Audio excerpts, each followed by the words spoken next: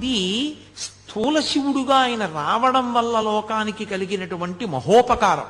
అలా ఆర్తి కలిగిన వాళ్ళకి చిన్న చిన్న విషయాల దగ్గర నుంచి పెద్ద పెద్ద విషయాల వరకు ఆయన అనుగ్రహించాడు ఆ ప్రదక్షిణ తత్వంలో. అందుకే కామ్యమునందు కూడా మీకు ప్రత్యేకంగా కోరి ప్రదక్షిణం చెయ్యక్కర్లేదు.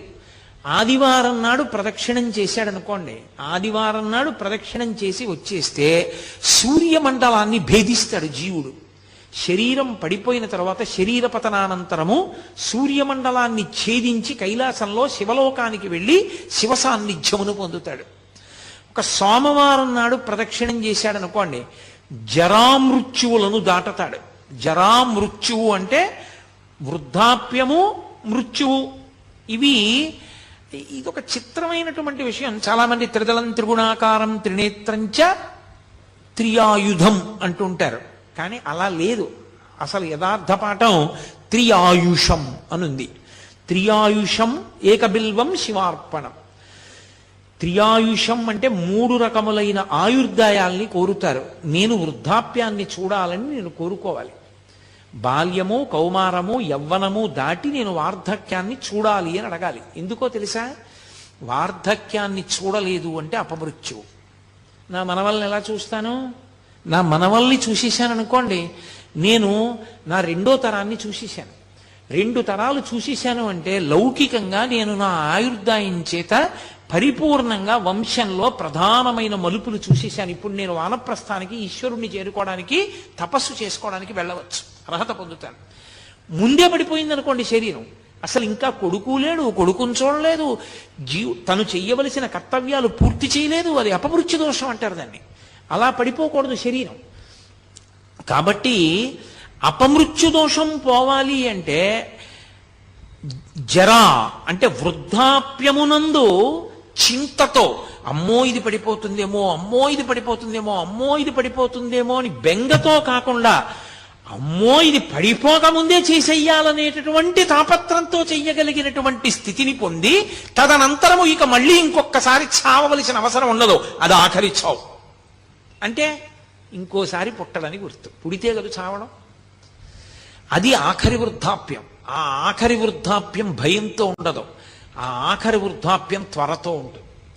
ఓ జుట్టు తెల్లబడిపోతోంది, 60 వచ్చేసాయి, చేసేయాలి గబగబా మంచి కార్యక్రమాలన్నీ.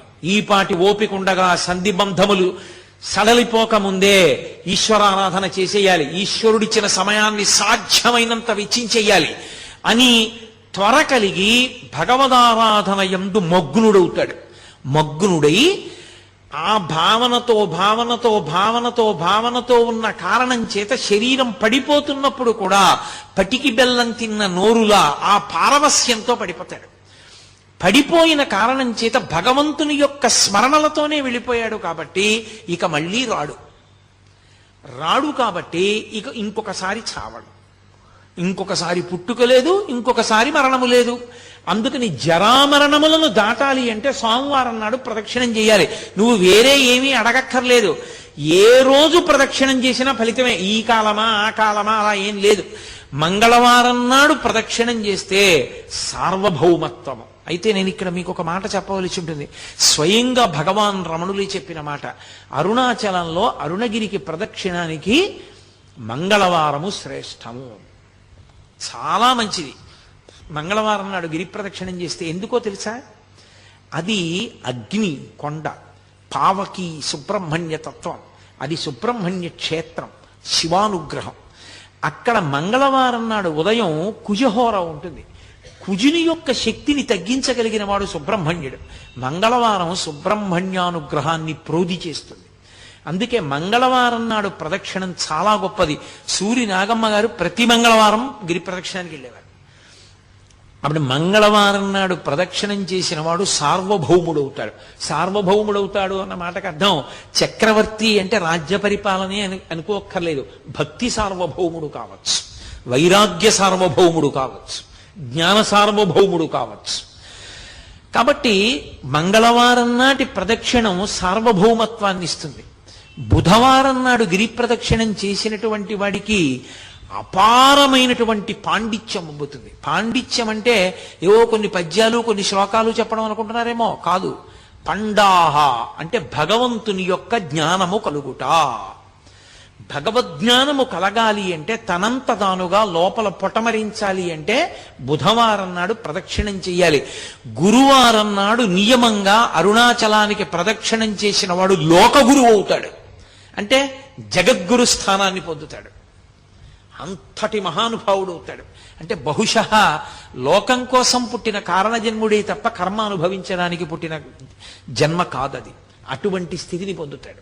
శంకర భగవత్పాదులు, ఒక చంద్రశేఖరేంద్ర సరస్వతి మహాస్వామి వారు, ఒక చంద్రశేఖర భారతీ మహాస్వామి వారు, నృసింహ భారతీ మహాస్వామి వారు, వీళ్ళందరినీ జగద్గురువులు అంటారు.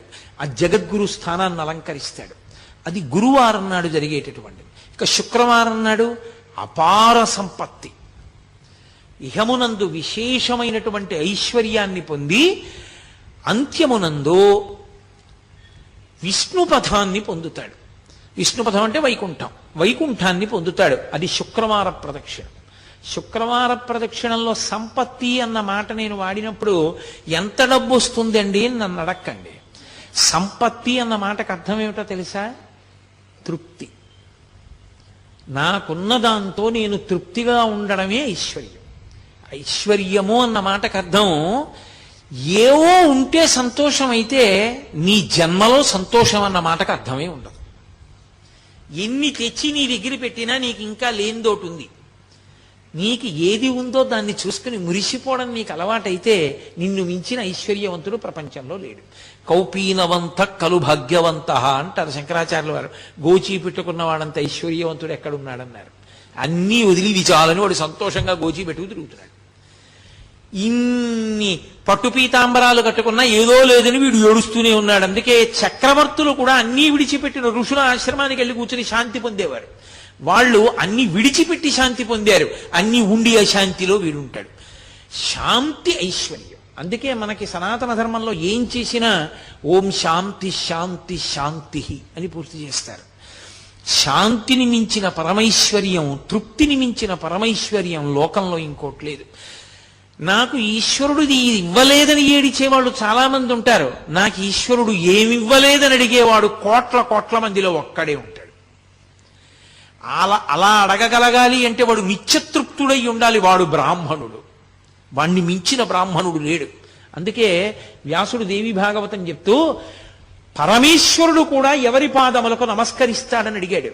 అడిగి సంతోషోహి ద్విజన్మనాం, నాకు ఇది కావాలన్న కోరిక మనసులో లేకుండా, ఎప్పుడు నాకు అసలు ఏం లేదన్న దాని మీద దృష్టి లేకుండా, నాకు ఈశ్వరుడు ఏమివ్వలేదని విరిసిపోయేవాడు ఎవడున్నాడో అటువంటి బ్రాహ్మణుడి పాదములు కడిగి ఆయన పాదములకు నేను నమస్కారం చేస్తానన్నాడు పరమేశ్వరుడు.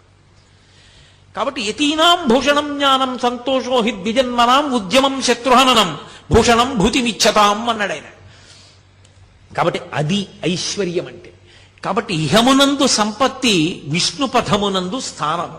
శుక్రవారం నాడు ఆ గిరికి ప్రదక్షిణం. అలాగే శనివారం నాడు చేస్తే గ్రహపీడా విముక్తి. మీరు ఒక్క మాట చాలా జాగ్రత్తగా జ్ఞాపకం పెట్టుకోవాలి. గ్రహపీడా విముక్తి అన్న మాటకు అర్థం ఏమిటో తెలుసా అండి? ఆ గ్రహం మిమ్మల్ని బాధించడం మానేస్తుంది అని కాదు. మరి ఇంకెందుకండి గ్రహపీడా విముక్తి అని మీరు నన్ను అడగచ్చు. గ్రహములకు ఈశ్వరత్వము లేదు. గ్రహములకు ఈశ్వరత్వం లేదు. అందుకే నేను మీతో ఒక మాట చెప్తాను. ఒక దేవాలయంలో అనేకమైన దేవతామూర్తులు, నవగ్రహ మంటపం, గోపూజ జరుగుతున్నాయి అనుకోండి. మీరు ఏదైనా మరిచిపోవచ్చేమో కానీ గోవుకి ప్రదక్షిణం చేయకుండా మీరు వెళ్ళకూడదు. ఒక దేవాలయానికి ఎదురుగుండా ఒక ఆవు మేస్తోంది అనుకోండి, మీరు గుళ్ళోకి వెళ్ళడం ముఖ్యమా, ఆ గోవుకి ప్రదక్షిణం చేయడం ముఖ్యమా అంటే గుళ్ళోకి వెళ్ళడం కన్నా గో ప్రదక్షిణం ముఖ్యం. మీరు గుళ్ళోకి వెళ్ళి గోవును వదిలేసి వెళ్ళారనుకోండి, ఈశ్వరుడు కూడా అనుగ్రహించారు. గో ప్రదక్షిణమే గొప్పది. దిలీప చక్రవర్తి వృత్తాంతం లేదు? గోవును దాటిడితే ఏమయ్యాడు? గోవుకి ప్రదక్షిణం చెయ్యాలి. నవగ్రహ మంటపానికి ప్రదక్షిణం వదిలేశారనుకోండి, ఉపద్రవం రాదు. ఎందుకో తెలుసా? గ్రహములకు ఈశ్వరత్వము లేదు. కొంతమంది పొరపాటున శనీశ్వరుడు అంటుంటారు. శనీశ్వరుడు అన్న మాట లేదు. శనైశ్చరుడు. శనైహి శనైహి చరహ. మెల్లగా మెల్లగా నడుస్తాడు ఆయన. అందుకని ఆయనకి శనైశ్వరుడు తప్ప శనీశ్వరుడు లేదు. అసలు గ్రహములకు ఈశ్వరత్వము లేదు. గ్రహబాధ విముక్తి అన్న మాటకు అర్థం ఏమిటో తెలుసా? గ్రహముల యొక్క పీడ కింది స్థాయికి వెళ్ళిపోతుంది. ఈశ్వరుడు పిలిచి అంటాడు, వాడిని నువ్వు బాధ పెట్టడానికి వీలు లేదు. ఇప్పుడు పాము కరవాలి వాణ్ణి చీమ కరుస్తుంది. అంటే గ్రహం ఈశ్వరుడి మాటని బట్టి బాధించడంలో కింది స్థాయికి వెళ్ళిపోతుంది. అప్పుడు అసలు మిమ్మల్ని బాధించినట్టు ఉండదు.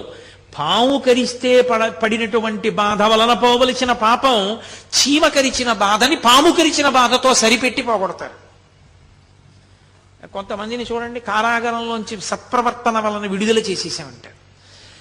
మనం ఎన్నుకున్న ప్రభుత్వానికే అంత అధికారం ఉంటే పరమేశ్వరుడికి గ్రహములను ఆదేశించడానికి అధికారం ఉండదని మీరు ఎలా అనుకుంటున్నారు? అది గ్రహపీడా విముక్తి అంటారు దాన్ని. అది శనివార ప్రదక్షిణం చేత కలుగుతుంది. కాబట్టి అసలు అరుణాచలానికి వెళ్ళి గిరి ప్రదక్షిణం చేసినటువంటి వాడికి పరమశివుడు గౌతమ మహర్షితో చెప్పిన మాట ఏమిటో తెలుసా? వాడికి ఆయనము, రోజు, ఋతువు, తిథి, నక్షత్రము, వారముతో సంబంధము లేదు ఎప్పుడైనా సరే. అయితే ఈశ్వరుని యొక్క అనుగ్రహము కాలమునందు విశేషమైతే ఉత్తరాయణ పుణ్యకాల ప్రవేశము, అలాగే ఒక గ్రహణ సమయమునందు, అలాగే ఒక పౌర్ణమి తిథి ఎందు, అటువంటప్పుడు ప్రదక్షిణం చేస్తే విశేష ఫలితము సంక్రమిస్తుంది. అది ఒక్కసారి చేసిన అనేక పర్యాయములు చేసిన దానితో సమానమవుతుంది. అది కాలమునందు వచ్చేటటువంటి ఫలితం. ఒక్కొక్క దేశము ఒక్కొక్క కాలము విశేష ఫలితాన్ని ఇస్తాయి. ఎందుకని? మీరు కాశీలో చేసినటువంటి అన్నదానానికి కాకినాడలో చేసిన అన్నదానానికి ఖచ్చితంగా తేడా ఉంటుంది. కాశీయే. కాశీ పట్టణంలో అన్నదానంది ఒకడికి మీరు పెట్టిన అన్నం 1,000,000 మందికి పెట్టినట్టు, కాకినాడలో ఒకరికి పెట్టింది ఒకరికి పెట్టినట్టు. మీ ఇల్లే ఉందండి, అన్ని మీరు కట్టుకున్న గదులే. కానీ మీరు కట్టుకున్న గదులే అని మరుగుదొడ్లో అన్నం తింటారా? పూజ గదిలో నిద్రపోతారా? పడుకునే గదిలో పడుకుంటారు, పూజ గదిలో పూజ చేస్తారు, మరుగుదొడ్లో కాలకృత్యాలు తీర్చుకుంటారు. మీరు కట్టుకున్న ఇంట్లోనే మీరన్ని పనులు చేయకుండా ఒక పని ఒక చోటే చేస్తున్నప్పుడు పరమేశ్వరుడి చేత నిర్మింపబడిన భూమి యందు ఒక చోట ప్రత్యేకత ఉంటుందంటే ఆశ్చర్యం ఎందుకు? దాని తేజస్సు దాంది. అందుకే దేశము కాలము. కాబట్టి ఆయా కాలముల యందు గిరి ప్రదక్షిణం విశేష ఫలితాన్ని ఇస్తుంది. నేను మీతో ఒక మాట మనవి చేస్తాను నా వ్యక్తిగత అనుభవంతో. ఉత్తరాయణ పుణ్యకాల ప్రవేశం చేసినప్పుడు కనుమ పండుగ నాడు మీరు గిరి ప్రదక్షిణం చేస్తే మీరు ఎంత ఆనందాన్ని అనుభవిస్తారు. ఎందుకో తెలుసా? కనుమ పశు పండుగ. అసలు ఆ రోజున ఆవుల్ని, దూడల్ని, గుర్రాల్ని అన్నిటినీ అలంకారం చేస్తారు. చేసి వాటికి పాయసం వండి పెట్టాలి. అసలు మీరు అరుణాచలం వెళ్ళి కనుమ పండుగ నాడు అరుణాచలేశ్వరుడి దేవాలయానికి వెడితే భళ్ళాల మహారాజు గారు నిర్మాణం చేసినటువంటి పెద్ద నంది ఉంది. ఆ పెద్ద నందికి చిన్న నందికి అలంకారం చేస్తారు. అసలు ఎంత అద్భుతంగా ఉంటుందో. ఇక్కడ మనం శాకాంబరి అలంకారం ఎంత గొప్పగా చెప్తామో కనుమ పండుగ నాడు చేసే నందీశ్వర అలంకారం అలా ఉంటుంది. ఎందరో గతంలో కనుమ పండుగ నాడు ప్రదక్షిణం చేస్తుండేవాళ్ళం. ప్రతి ఇంటి ముందు గొబ్బిళ్ళే. ఎక్కడ చూసినా ఆవులకి, దూడలకి అంత గొప్ప గొప్ప అలంకారం చేస్తారు. అంత గొప్పగా పాయసాన్నాలు నివేదనం చేస్తారు. ఎంత అద్భుతంగా ఉంటుందో.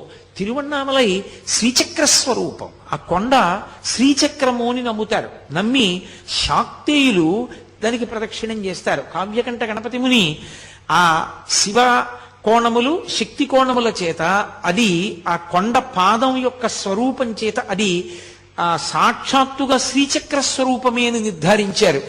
ఎవరు ఏ కోణంలో చూస్తారో ఆ కోణంలో కనపడుతుంది ఆ కొండ. అంత గొప్ప కొండ. కాబట్టి అది స్థూల శివుడు.